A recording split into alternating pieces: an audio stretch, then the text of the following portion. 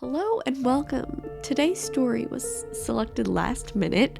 I planned to record today's spooky story on Tuesday. However, my husband Helsing and I binge watched the Netflix show The Fall of the House of Usher.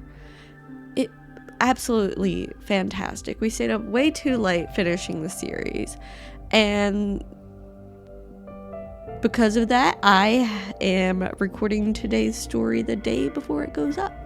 However, the show inspired me to read one of Edgar Allan Poe's short stories to you.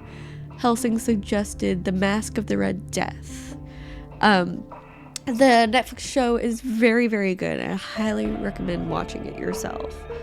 But without further ado, here is The Masque of the Red Death by Edgar Allan Poe.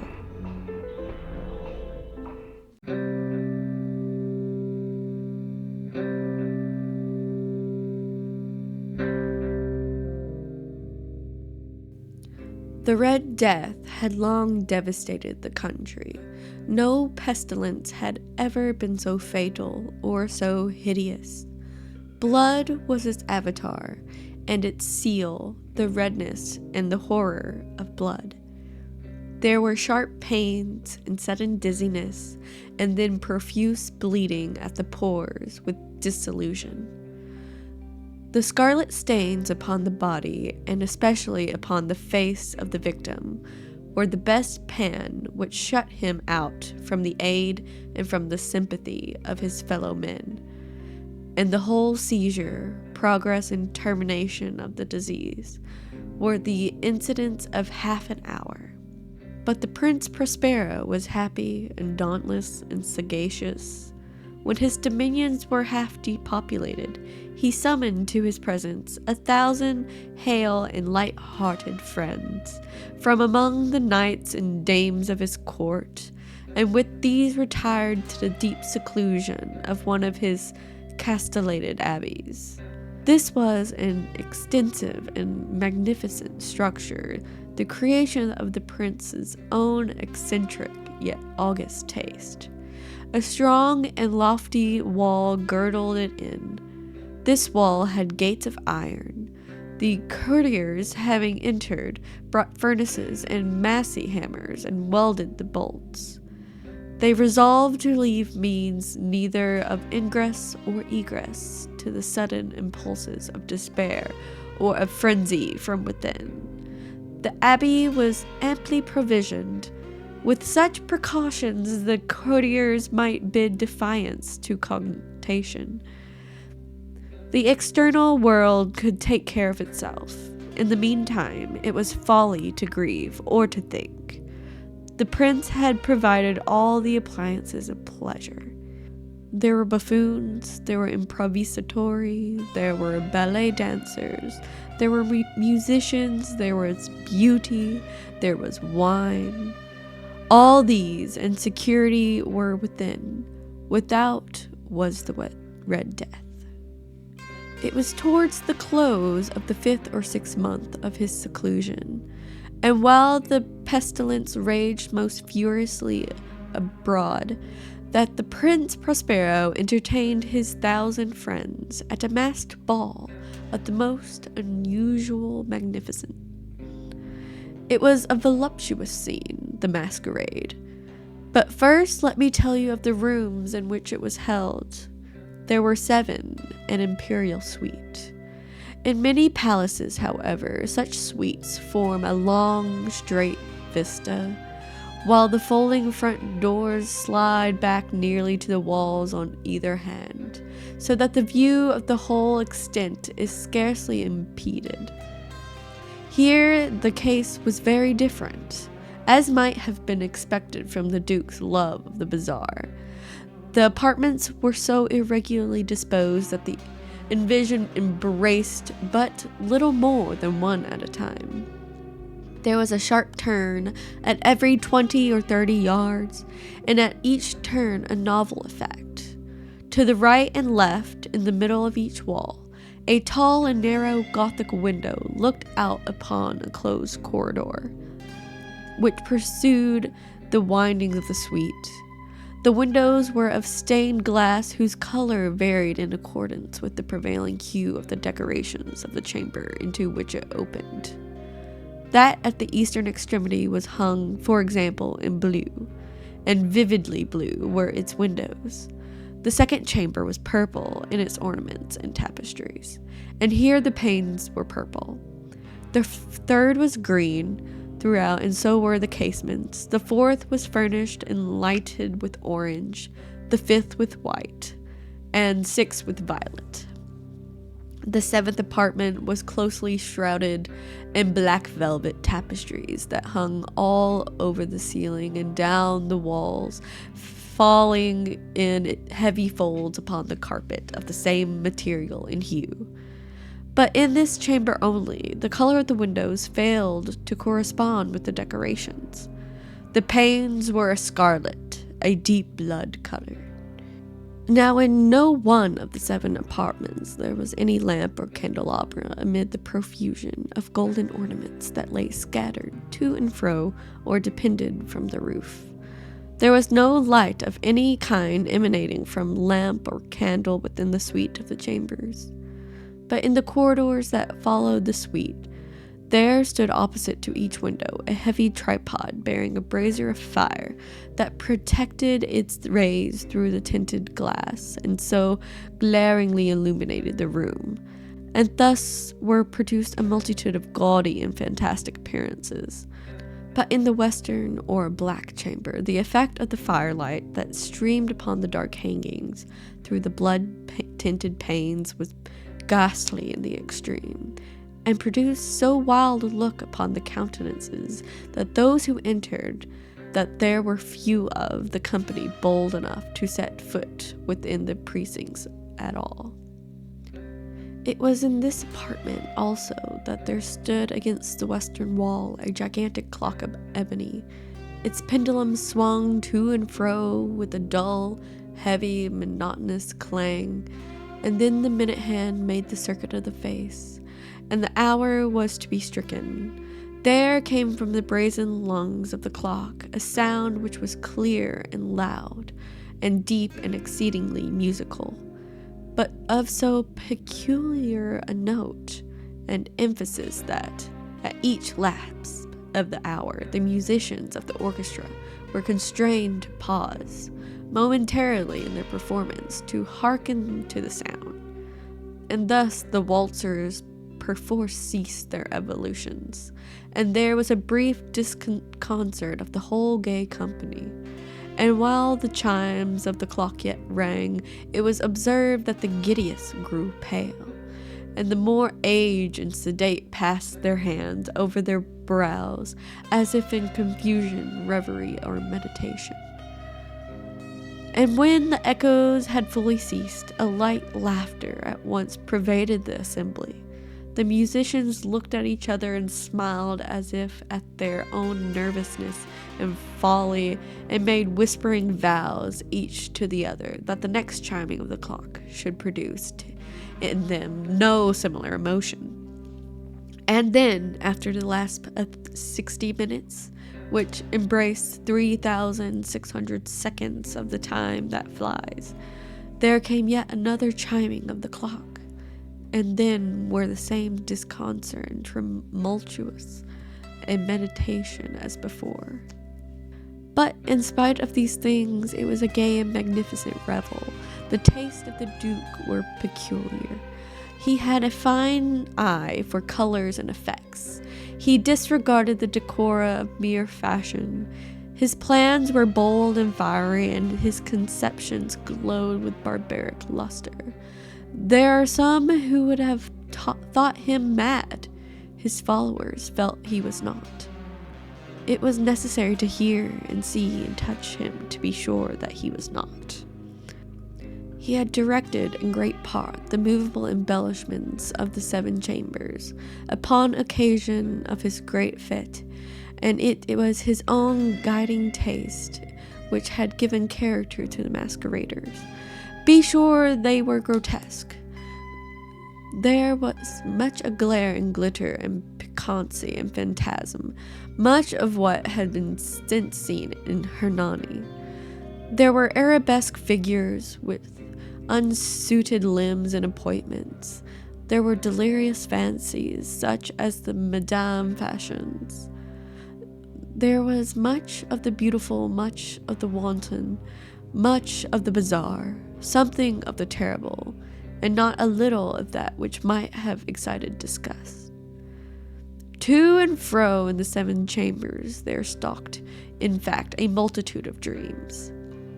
And these, the dreams, writhed in and about, taking hue from the rooms and causing the wild music of the orchestra to seem as the echo of their steps. And anon there strikes the ebony clock which stands in the hall of the velvet. And then for a moment all is still, and all is silent, save the voice of the clock. The dreams were stiff, frozen as they stand, but the echoes of the chime die away, and they have endured but an instant, and a light, half-subdued laughter floats after them as they depart. And now again the music swells and the dreams live, and ride to and fro more merrily than ever, taking hue from the many-tinted windows through which stream the rays from the tripods.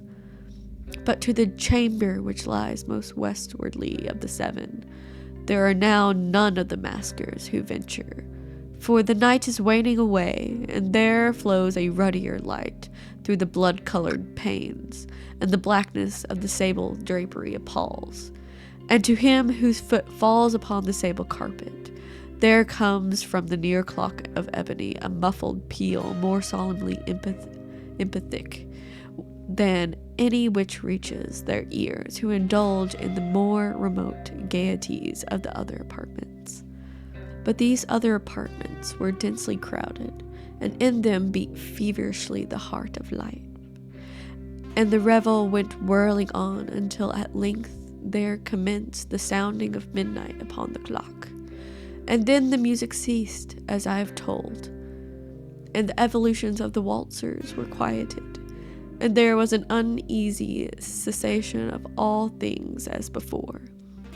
And now there were 12 strokes to be sounded by the bell of the clock, and thus it happened. Perhaps that more of thought crept, with more of time, into the meditations of the thoughtful among those who revelled, and thus, too, it happened. Perhaps that, before the last echoes of the last chime had utterly sunk into silence, there were many individuals in the crowd who had found leisure to become aware of the presence of a masked figure which had arrested the attention of no single individual before. And the rumor of this new presence having spread itself whisperingly around, here arose at length from the whole company a buzz, or murmur, expressive of disapprobation and surprise, then finally of terror, of horror, and of disgust. In an assembly of phantasms such as I have painted, and it may well be supposed that no ordinary appearance could have excited such sensation. In truth, the masquerade license of the night was nearly unlimited, but the figure in question had out-Heroded Herod, and gone beyond the bounds of even the prince's indefinite decorum. There were chords in the hearts of the most reckless, which cannot be touched without emotion.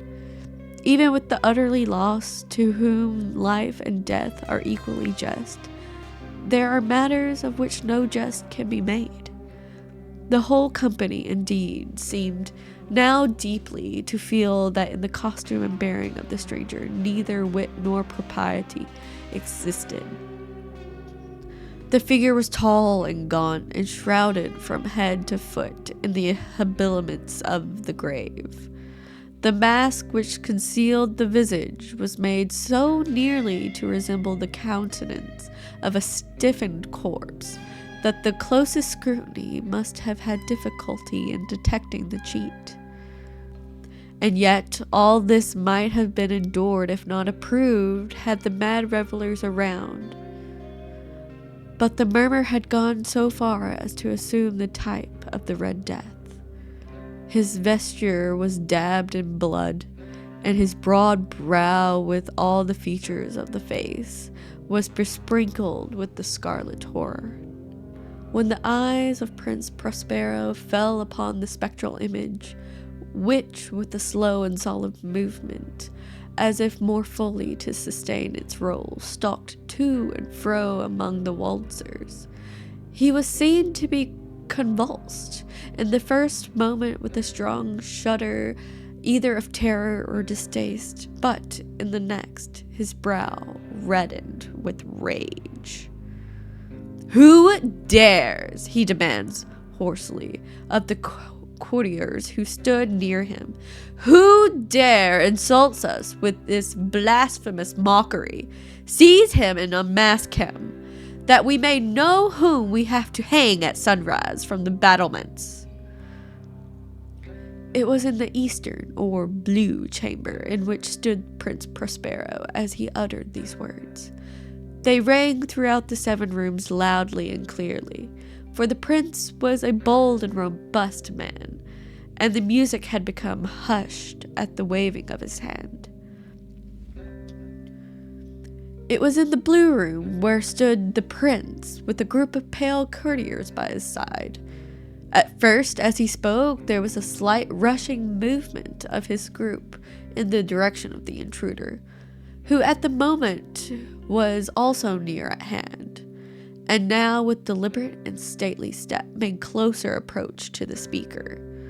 But from a certain nameless awe with which the mad assumptions of the murmur had inspired the whole party, there were found none who put forth hand to seize him, so that unimpeded he passed within a yard of the prince's person, and while the vast assembly, as if with one impulse, shrank from the centers of the room to the walls, he made his way uninterruptedly, but the same solemn and measured step which had distinguished him from the first, through the blue chamber to the purple, through the purple to the green, through the green to the orange, through this again to the white, and even thence to the violet, ere a decided movement had made to arrest him.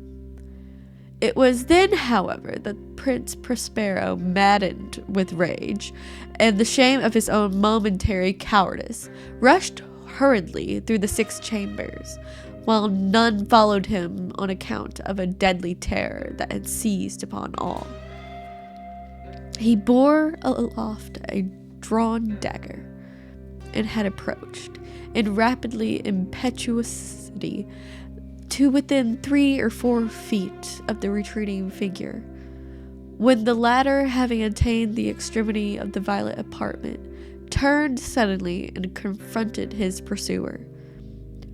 There was a sharp cry, and the dagger dropped, gleaming upon the sable carpet, upon which instantly afterwards fell prostrate in death the Prince Prospero.